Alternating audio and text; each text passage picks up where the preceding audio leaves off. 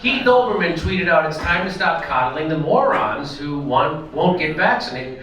And first, we need to stop calling them anti-vax or makers of personal choice. We should start calling them what they really are, snowflakes who are afraid of getting the vaccine." So who's he calling snowflakes afraid of getting the vaccine? Well, he's calling 72% of black New York. He's in New York. He lives in New York City. 72% of New York City black people don't want to get fucking vaccinated. He's calling them that. So should I call him a racist? Should I call him a discriminatory piece of shit? What should I call him? Because that's what he is.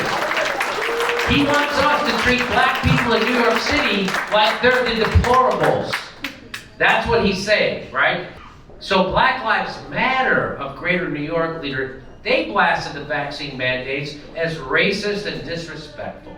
So that's Black Lives Matter. But Keith Olbermann wants you to think it's a bunch of cocksuckers in Alabama or some pricks you never met. But it is a bunch of people you've met, and it's a bunch of people you know. And I'm encouraging you not to turn on each other. I'm encouraging you to hold the fucking ruling class responsible for the COVID vaccine problem.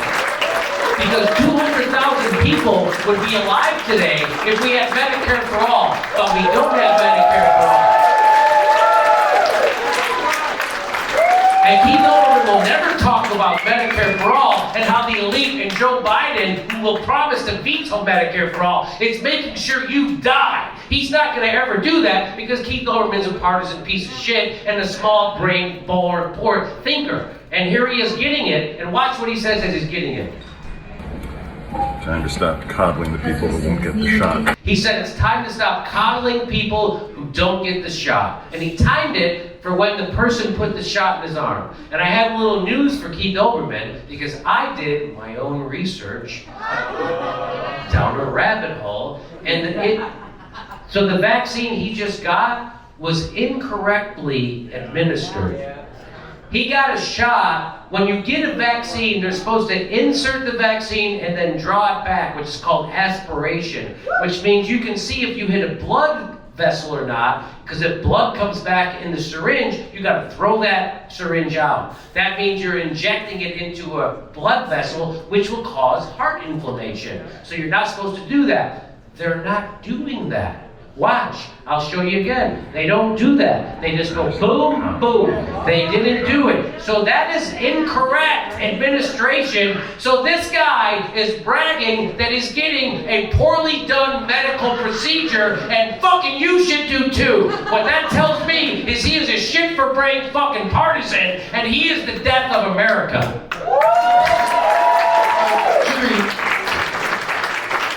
Let them applaud.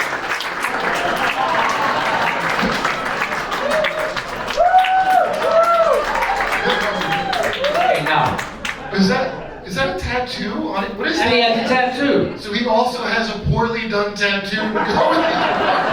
Would it be a less manly looking arm? What is that? That looks like my grandmother's arm. And he's got a tattoo on it to make him look like a badass.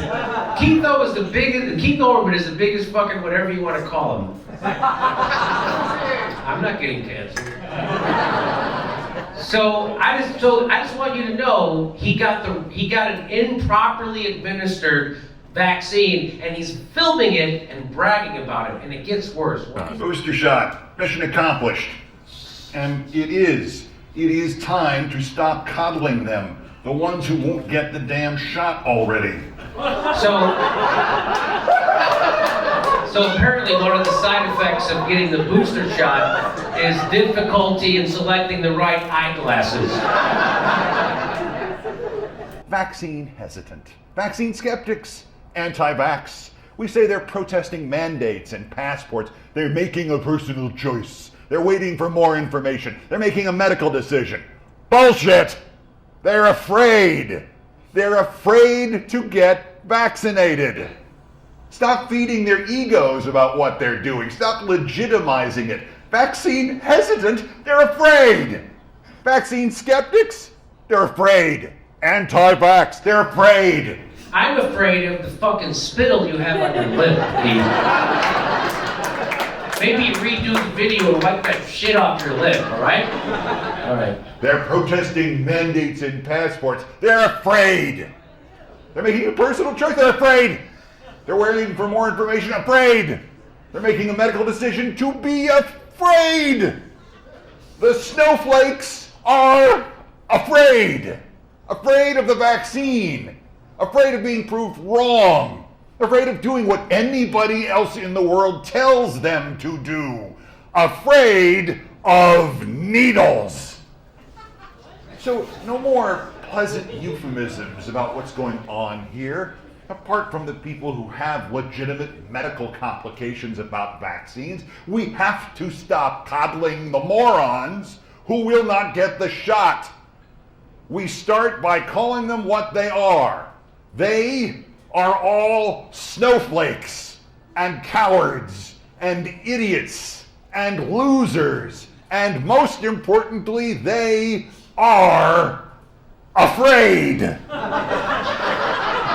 So this video is always hard for me to watch because I have a fear of heights and fascism.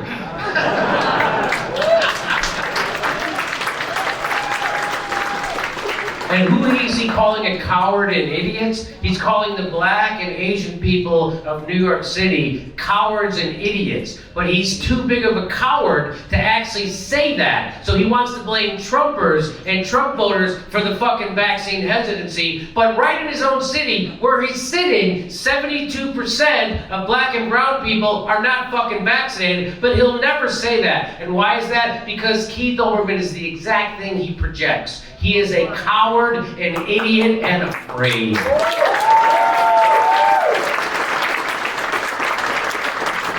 He's afraid not only of coronavirus, he's afraid of losing his cultural superiority over people he considers to be inferior and rednecks. But there's nobody that he is the moral superior of, because Keith Olbermann is an authoritarian fascist piece of shit, and he's displaying it for everybody to see. So fuck you, Keith Olbermann, and fuck your ideas.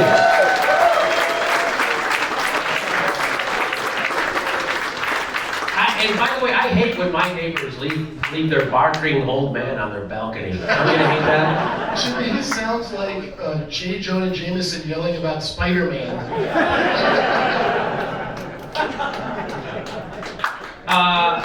Let me just say this. It's ironic he's calling people afraid while perched in a location known only to snipers.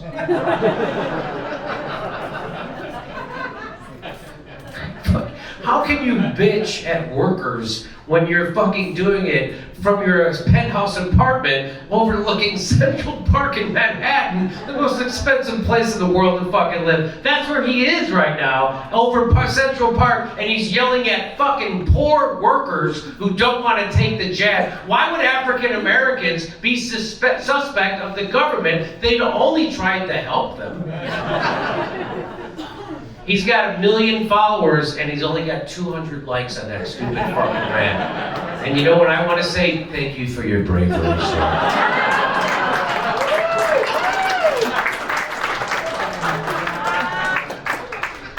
Guess what? Ontario is now recommending against Moderna vaccine for men 18 to 24. Maybe they're scared! Maybe they're afraid, Keith! Or maybe they're following the fucking science, because the Ontario government is now recommending males aged 18 to 24 take Pfizer over Moderna, that's the one I got, and their COVID-19 vaccination due to the number of young men who have experienced myocarditis after getting the vaccine. This comes after public health officials determined there is a 1 in 5,000 risk of myocarditis, a form of heart. 1 in 5,000, that's pretty low. That's a lot of fucking people getting it. 1 in 5,000. They want you to now take the Pfizer for any man in that age bracket who received Moderna as their first dose and have not yet received their second dose. The government recommends you go with this other one now. Why? Because the risk is 1 in 28,000. That's good. So they got it from the risk of doing coke with fentanyl to doing just coke without fentanyl.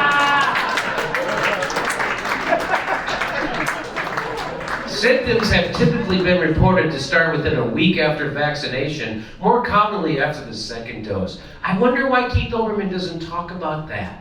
Why? Because it would undermine his narrative and his ability to dunk on his culturally dunk on people he think he's superior to, which is Southerners, Trump voters, Trumpers, rednecks, people like that, as he lives overlooking Central Park. The peasants on the floor just below him. That's right. That's right. The people who work at the restaurants, the people who work at the hospitals he goes to. So let's skip that. Liberals are politically obsessed with their "we take COVID more seriously than the other side" brand. Any policy that reinforces it, no matter how unnecessary, counterproductive, or dangerous, will receive their enthusiastic support. It's a recipe for misinformation and unrest. I think there's an awareness among liberals that the politics of COVID has been extremely beneficial to them, which has created a political addiction to waging an endless culture war shrouded in pseudo-moralizing language with little regard for sound science-driven policy. That's exactly what Keith Olbermann's doing. He's exactly the thing he claims to hate. He's a fucking moron who's dividing our country, and he's anti-science, and fuck those people.